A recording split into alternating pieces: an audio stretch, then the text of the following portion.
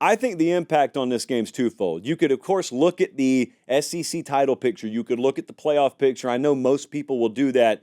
But you know this, I know this. I don't know that the outside world understands how much of a one-game season this particular rivalry has taken on. People even debate whether it's a rivalry. So however you define that is semantics. It's been the most meaningful matchup in the SEC in recent memory. But so it means that for me. But I've talked about that all week. But if you want to revert back to the whole, okay, what about the on the field? What about the standing stuff?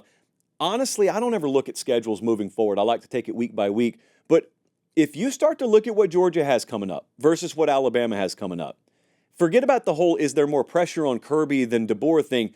There's more pressure on Georgia here. Georgia's got 3 games, 2 of them on the road, that they'll either be a dog in or a single-digit favorite in. Bama's got 2 of those games remaining, and if Bama wins this, you've got wiggle room. Georgia, if they lose this thing, you're looking at a landscape of we still got to go to Oxford, we still got to go to Austin, we got Tennessee at home. None of those teams look worse to us now than they did in the regular season. Bama's got Oklahoma, they look worse. Bama's got Missouri, they haven't played up to potential. Auburn looks terrible right now. LSU does not look as good as some folks thought they were. So the beef on Georgia's schedule is still there like it looked like it was in the preseason. Bama's not quite as much. I hate to talk like this. I think there's significantly more meaning and pressure on Georgia from a standings standpoint, like from an on-field, from a record standpoint, than there is Alabama. So what do you make of it? I'm with you on a lot of that. I think you could also use a little bit of reverse psychology on yourself. And we've talked about this before. That 3 seed in certain conferences, is that going to be a more valuable spot to have than going to Atlanta and losing conference championship game? In that case, it would be the SEC championship game. But your point on where other teams are, like Texas, Ole Miss, Tennessee, looking a little bit better, that's fair. But would you not also argue that Georgia's got a mental advantage over those teams? I mean, how many times have those teams really pushed Georgia in recent memory? I know Texas and Georgia haven't played a ton. You have to go back to that Sugar Bowl in which Sam Ehlinger and company knocked them off. But I would think Georgia's also going to have a mental advantage against those teams because of what they've been for the last few years. I think we're getting away from like this whole, like when I was in college and Rick Trickett was my offensive line coach, there were certain weeks, Josh, that we would come in there on Sunday to start getting ready for an opponent. And he'd go up to the whiteboard and he would write one team on the side, and then he'd write Auburn on the side. And he's like, there's Mississippi State, you Auburn. We supposed to win this damn game. And that was like his analysis for the game. It didn't matter what the scheme was. It didn't matter what everybody else did. It just, he thought we should win that game because of who they were and who we were. So inherently, Georgia is still Georgia. They still have talent everywhere. Just because they had 1 week in which an older football team, a physical football team, gave them some headaches a week ago with a couple of guys down, I might add you, doesn't really register to me that all of a sudden this team isn't good, can't win, can't compete. Now, I also don't think this is a great matchup with Alabama this weekend. I think it would put Alabama in the driver's seat. But we know you don't have to be undefeated anymore to get to the playoff, and that's the ultimate goal. I know Kirby Smart would like to get to the SEC championship game and win the SEC championship, but I don't know if this does that much for either one of these teams if they were to drop it. Because we've seen both of these teams, by the way, now one under a different regime, under different leadership, utilize a loss as motivation to then go on and do other great things, a la Georgia getting their ass kicked by Alabama in the SEC championship game and then going to win the national championship. So I don't think it will be the end of the world. I think how beat up Georgia is right now will be a much bigger concern than we lost. This is who else we have on our schedule. Yeah. So if I were to ask you concern, I think mine by 10 miles on the Georgia side is I may be getting guys back up front. How many of them do I get back? And when I say how many of them, I mean like how many snaps do I get from those guys? Michael Williams, if he plays, is it situational? Like it's one thing to play. It's one thing to have a warm body on a field, albeit a very talented warm body. How impactful is he? Because otherwise, they just run the ball right at him if they can. So the first part is I wonder how much rotational depth, how much high-level rotational depth does Georgia have there? Then on the other side, man, it's totally fair to me. Even though Georgia doesn't have a bona fide first-round talent at wide receiver, just the cumulative athleticism of the pass catcher on that team, should it not be enough to find some plays against a young secondary? Even though Kane's going to mix it up against them, like should Carson Beck not get enough looks? Should guys not be able to get open a few times here? If they don't, That, to me, is the more alarming part for Georgia, because whether they eke out a win or they don't, like, I'm going to ask them to do what they're going to have to try and do Saturday night 3 or 4 more times over the span of the season if they want to get where they want to go. If they don't have that capability against a really young secondary, like Bama's secondary won't be any younger if they face them another go-around, and I don't know that anyone else is going to make it any easier on them. So those are the 2 hinge points I look at on either side. Well, here's where I would go with that is, number one, you're not doing it now. You're kind of making up for it. This happened in the preseason. It happened the first week. It's still happening here in week 5. This Georgia group of skill players, for some reason, people just don't believe in, don't think are very good. I mean, Dominic Lovett is one of the most proven slot receivers in this league. I saw Colby Young going up and high-pointing footballs down the sideline against Clemson. We saw him do it at Miami last year. I don't know why people just think that he's not a very good wide receiver. Now, are the tight ends what they had last year or 2 years ago with Darnell Washington, Brock Bowers? They're not, but they're good football players. The bigger issue is not the weapons. Can they get open? Can they make plays? Is can Carson Beck have enough protection to get to those skill players and allow them to go make plays? I think some of that has to start with running the football. Play action needs to be big in this game. And then just straight up protection. This Alabama defensive front, they've barely blitzed all season. They have found a couple of different edge guys that have been able to get home at times. But these Georgia tackles, and you imagine one probably going to move down, they haven't been great in pass protection. I mean, Tennessee Tech got a couple of one-on-one wins against these offensive tackles. That has to change. And I don't know if Mike Bobo tries to widen the surface with tight ends out on the edge, if he uses backs to chip a little bit, if he tries to move the pocket some. But Quay Russo on the left of your screen right there is one that I think they really need in the lineup. But Quindarius Robinson's done it a little bit. Now LT Overton looks like he could be a bit of a takeover guy inside that could get loose and give you a little bit of a pass rush. That's sort of what I'm watching more than anything else.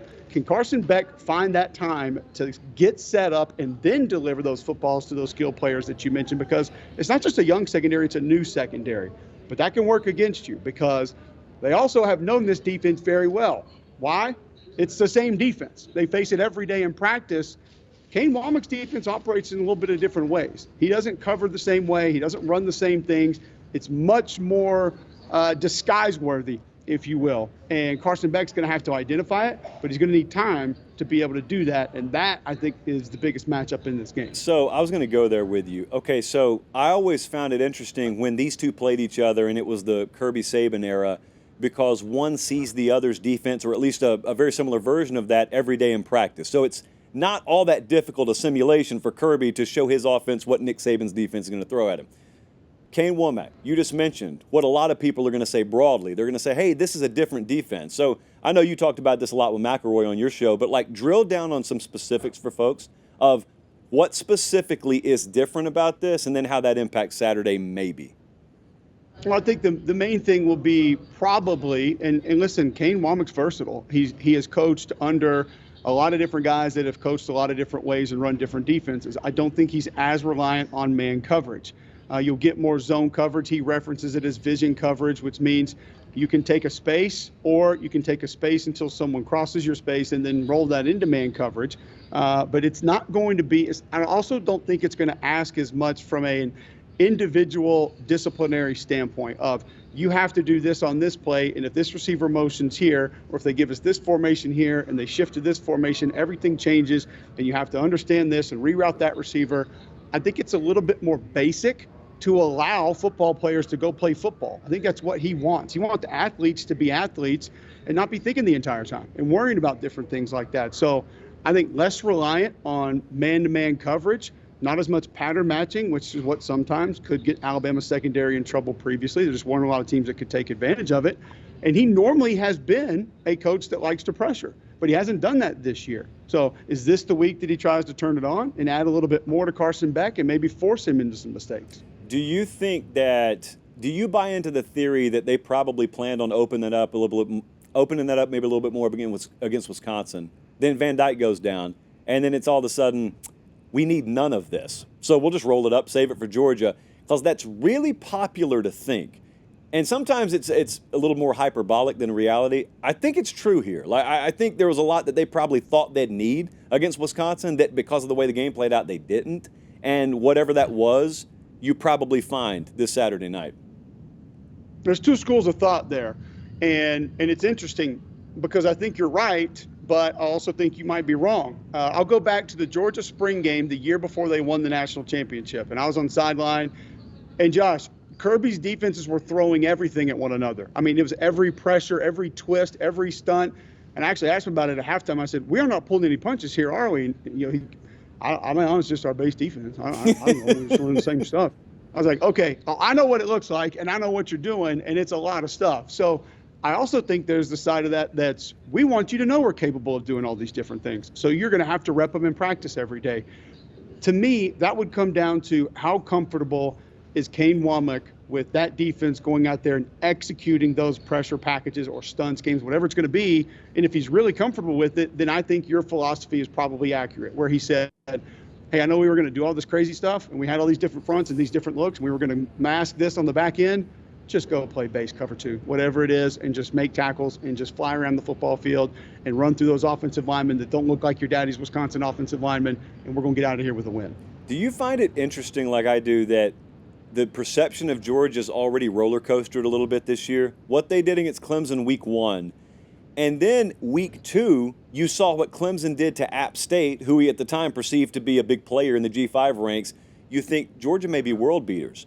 And then you get to the Kentucky game, and like everyone unloads their Georgia stock, and then you got the bye week, and so you have 2 weeks to marinate on that. And already, like, I've scanned the landscape. I picked Bama. I don't know who you picked. You can tell me. A lot of Bama energy out there. And so Georgia comes in here now. It's still September, man. Like, I'm not saying they've knocked out of the top 5, but there are a lot of folks who have been really up and down on them already, which is atypical, like, for one of the high-end teams. Normally it's pretty steady first month of the season. Is this surprising? No, we've seen this movie before, and it's with the team that they're going to be competing against this weekend. Go back to year 5, 6, 7, 8 under Coach Saban. It was no different. I think there's a lot of people, Josh, that just, one, they don't believe they can be near as good as they were the previous year. So they're immediately going to try to downplay anything that doesn't look like perfection or to the exact standard that it was the previous year, 2 years ago, 3 years ago. And a lot of those folks just look at this and like, this is their time now to say that they were right about Georgia, maybe because they were wrong a few other times, not really sure. But the reality is you're allowed to have a clunker of a game. You're allowed to not have a game in which you go out and execute perfectly. Things happen. And also, I've always been a fan of giving other teams credit for going out and doing stuff. Like Missouri Vanderbilt, I thought was a great example of this last week. All of a sudden, everybody says, yep, thought so. Missouri's just not a good football team. Well, go watch how the Vanderbilt defense played them. They gave everything underneath up and had safeties flying down after the snap to try to come play and run support and take some different things away. And Brady Cook did what he was supposed to do. He didn't force the ball down the field. He took the checkdowns. They ran the football. They got out of there with a win. So sometimes you have to credit your opponent to doing something that you didn't expect or did a little bit better than you, and you still won the football game. I think right now people are just looking at Georgia saying, yeah, they ain't what they were last year, or no way they're as good as 2 years ago, which, by the way, even if they're not, they're still pretty good. It's about matchups more than it is that. And the matchups in this game that I'm most interested to see, Alabama's north-south run game, and then as we just mentioned before, can Carson Beck, who should be the number 1 pick in the draft, can he have time to set up and push the ball down the field to the weapons that are better than a lot of people believe that you and I both agree upon? I was accused in the live chat of being guilty of being very roller coasterish on Georgia because I've taken them from 1 to 2, which is as up and down as you could possibly get in this sport. Listen, there are kiddie coasters everywhere. Yeah. I've thrown my kids on them. They don't do, the whole loop, and they don't have the giant bumps. It's just, it's the little, you don't want to get them too scared there. Yeah. So just because you put Georgia on the kiddie coaster this year doesn't mean you dislike them. It actually means I view that as a little bit more of a caretaker, Josh, where you're not trying to sneak them in, have to be up to this height. Just because Georgia's not that tall yet this year, I think that's you sort of coddling Georgia a little bit more than it is you're a little bit too up and down. You start on the Dahlonega mine train at Six Flags Over Georgia, and you work your way up to Goliath. Nobody goes to Ninja first or whatever. I can't. Batman? I don't even know what they were back in my day. It's taken many a life. The Great American Scream Machine just had the one bar holding you down. Always felt like you were flying off. Love that wood that was imported in the 40s. Yeah, I love that. Love that.